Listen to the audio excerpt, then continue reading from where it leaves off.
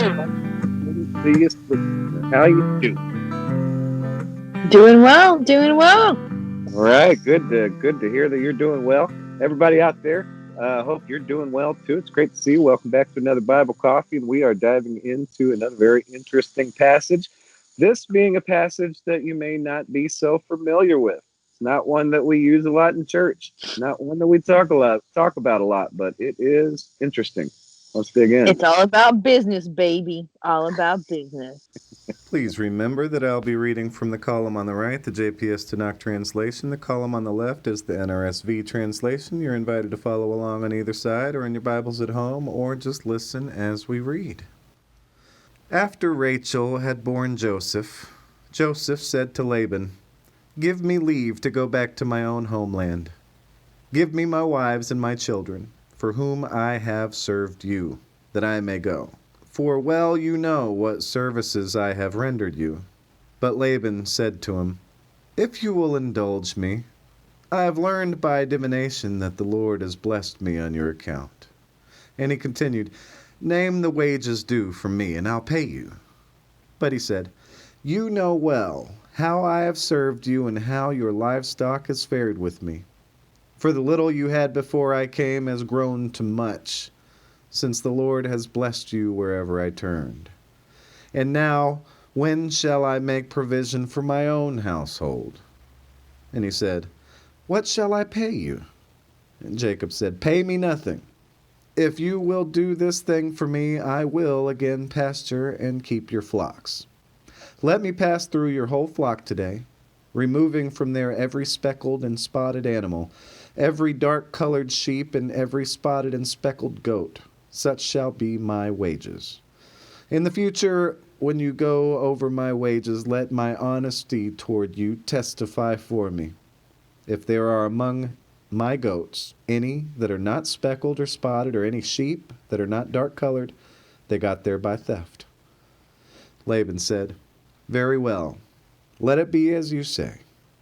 But that same day he removed the streaked and spotted he-goats, and all the speckled and spotted she-goats, every one that had white on it, and all the dark-colored sheep, and left them in charge of his sons. And he put a distance of 3 days' journey between himself and Jacob, while Jacob was pasturing the rest of Laban's flock. Laban then got fresh shoots of poplar, and of almond and plane, and peeled white strips in them, laying bare the white of the shoots. The rods that he had peeled he set up in front of the goats in the troughs, the water receptacles that the goats came to drink from. Their mating occurred when they came to drink. And since the goats mated by the rods, the goats brought forth streaked, speckled, and spotted young. But Jacob dealt separately with the sheep. He made these animals face the streaked or wholly dark-colored animals in Laban's flock. And so he produced special flocks for himself, which he did not put with Laban's flocks. Moreover, when the sturdier animals were mating, Jacob would place the rods in the troughs, in full view of the animals, so that they mated by the rods. But with the feebler animals he would not place them there. Thus the feeble ones went to Laban, and the sturdy to Jacob. So the man grew exceedingly prosperous, and came to own large flocks, maidservants, men servants, camels, and asses. The grass withers and the flower fades, but the word of the Lord lives forever. This is the word of the Lord. All thanks be to God. So, we got kind of a math problem here. What are you thinking about that, math genius? You know I lean on you for this math stuff. Need some I help do as not. follow that. I do not believe it's a math problem. I think it's a difference between short-term and long-term investment. I think it's one of those things where Jacob was involved for 14 years, so he knew his business very well. Where Laban should have probably been more involved in understanding his business when it came to the sheep and the flocks. So there's accountability for Laban in this situation. I also believe that Jacob was looking out for his family. So there's a few things to kind of talk about with this, because I don't think what Jacob did was wrong. This is, a business And, one of the things that I was brought up with is you want to do better for your family than what, maybe your family had done for you. You always have to strive to be better. He now has 2 wives, multiple children from Laban's family, 14 years of labor. You can't replace that. So Yeah, he even was only from a supposed to short work term. the 7 years for Rachel, and he had to work the 14 for Leah and Rachel. Yeah. Which So was, that's, a deal, but Laban tricked him into I don't think that was a deal. it. I guess in those times, I don't know, they made a I deal. don't think It acted like it was if a my fair. father came to you and said, "Hey, you got to do hard labor for 14 years," that you would have stuck around. Yeah. Be careful with your words right now. Be careful with your words. That's a tall order. You are right.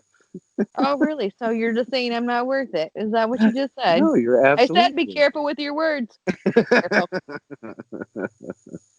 But So we got all that lingering in the background, leading up to this.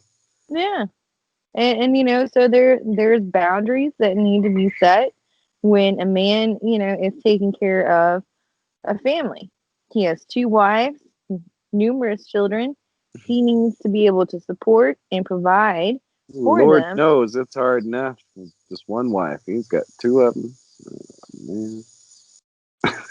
Really? Sorry, I interrupted you. Go ahead. You have it so freaking easy for you to even be saying anything out of the side of your mouth.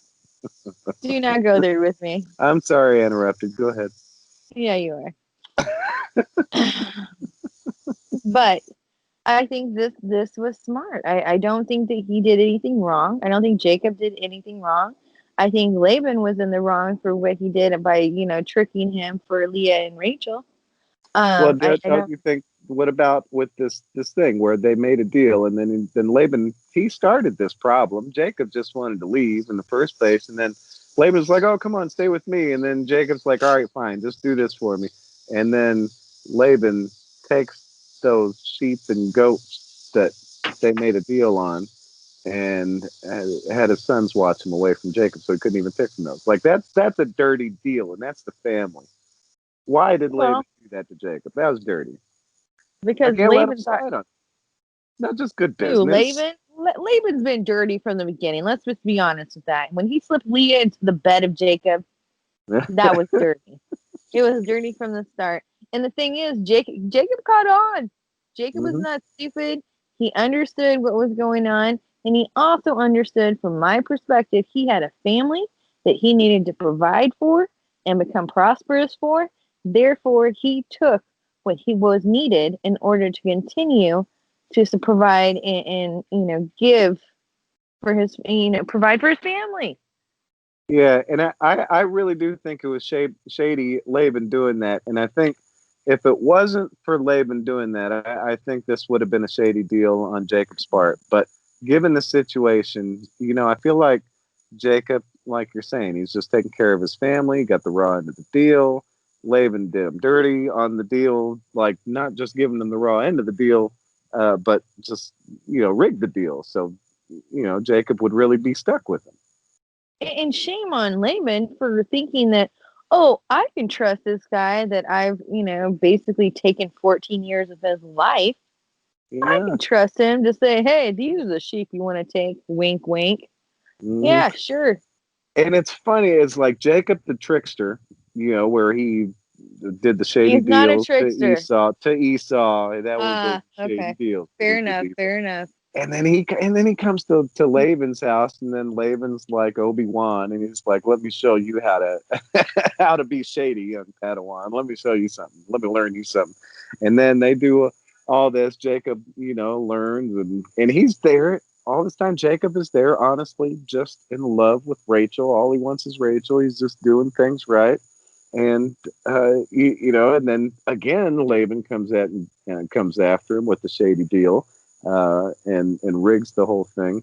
And Jacob then turns it back on Laban, and you can't even blame him for it. And he was like, "All right, Obi-Wan, let the young Padawan show you something now." And then he does this whole mating thing with the animals, and Jacob somehow comes out ahead. So I think it's pretty cool how that worked out. I still think it's business. I think it's business. I mean, again, going back to Laban should have understood this. He should have been more involved in what he was requiring Jacob to do for the last 14 years. Mm-hmm. After 14 years, you become an expert. And, to think that you're not going to stick up for your immediate family and make sure that your immediate family is taken care of. Sorry, there's a deer frolicking this way, making sure it doesn't come up on the deck. Better watch out. I know. It's a speckled deer. Oh my gosh. It's a little baby.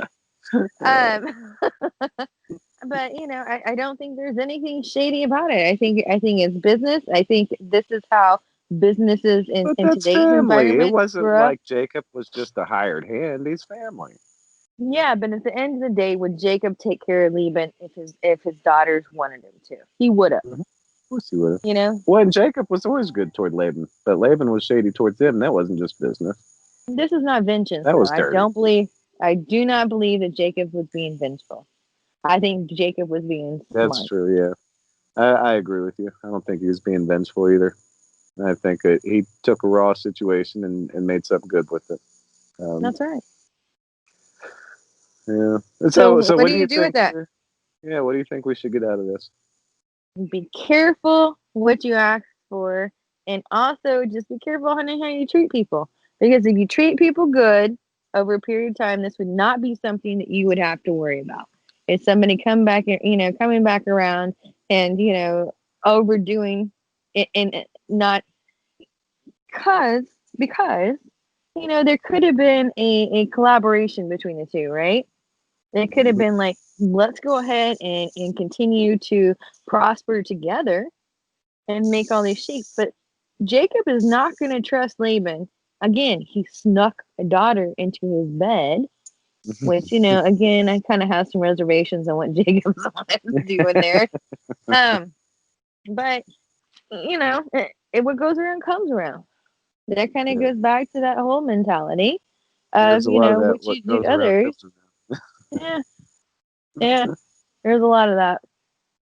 Yeah, and really, I mean, it's because we can just see that of how much better the situation would have gone if if Laban was really treating Jacob right. Of course, the whole marriage situation. I mean, that's a different conversation, but like especially with this, if Laban would have just let him go in the first place, I mean, that's it. That really would have been the right thing to do. But he was being selfish and wanted to keep him for his own benefit. Oh, and that's another thing of Laban realized that Jacob was from a person sent from God and a person walking with God because Laban did divination. And so divination is like we would try to compare it today, like seeing a medium or a psychic or something, but it was a lot more involved with that. They have little potions, and like pharmakia. When we were in Ephesus, we were talking about the pharmakia, where pharmacy comes from, and a lot of that was like potions, magic potions kind of stuff. So this is the kind of stuff Laban went and did, and he found out through that Jacob was a person walking with God. So, and that's why he wanted to keep Jacob for himself. Well, and now I'm going to flip the script on you, because Laban, through all these things that Jacob went through, what Laban ultimately was looking out for was the best for his family. He didn't think that Leah would have ever been married to anybody, that she would have been able to have the glorious life that she was, well, we won't call it glorious, the life that she was able to have, to bear the children she was able to have. In addition, Rachel wouldn't have had the child that she was able to have, or the children that her concubines were able to have for her. And so why wouldn't it be like just a sign of respect? Because he knows that Jacob is looking out for the best for his daughter. That's what he should do. And so why wouldn't it be a respect thing? Why wouldn't it be like Laban's like respect?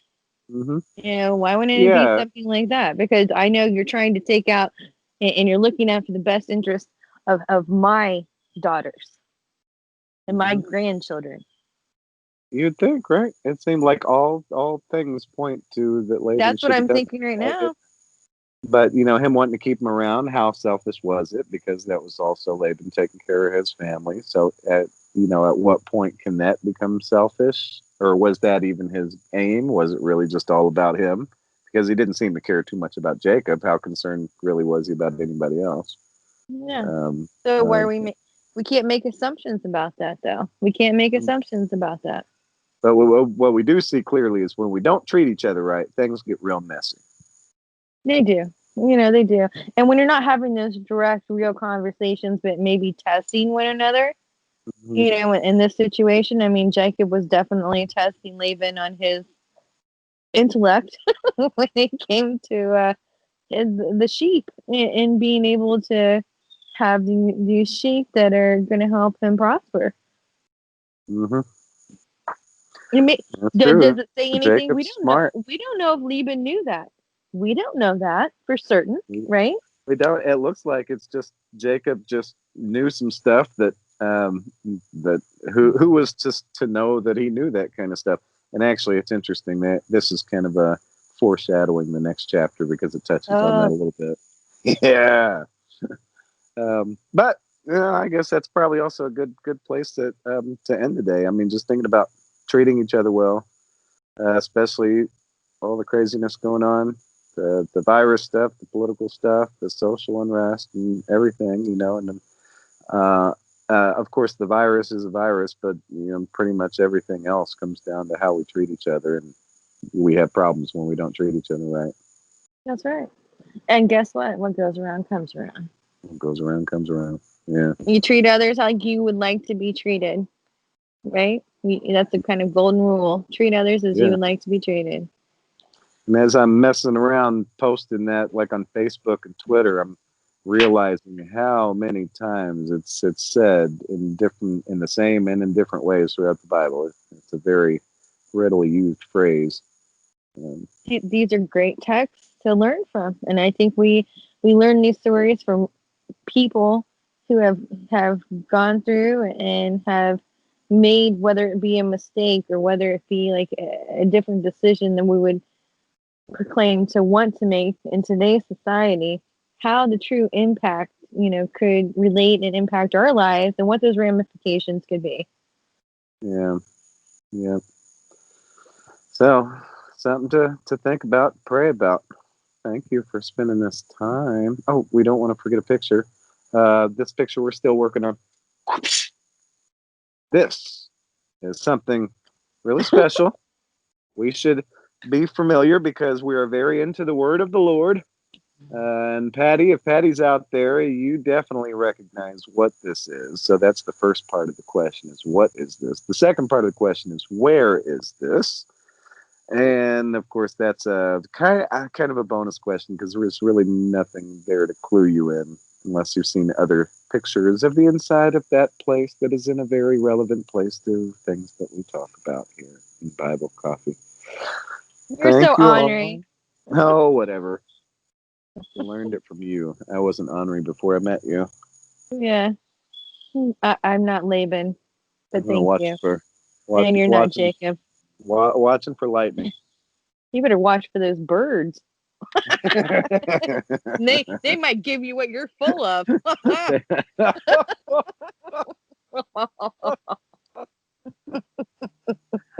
On that note, thank you for another wonderful Bible Coffee. Lovely spending time with all of you out there in internet land. Yes. It's together in the spirit with God's people. It's a beautiful thing. Thank you all. God bless you, and we will see you on Thursday. Have a nice day. Have a nice day. Anything else? Have a nice day.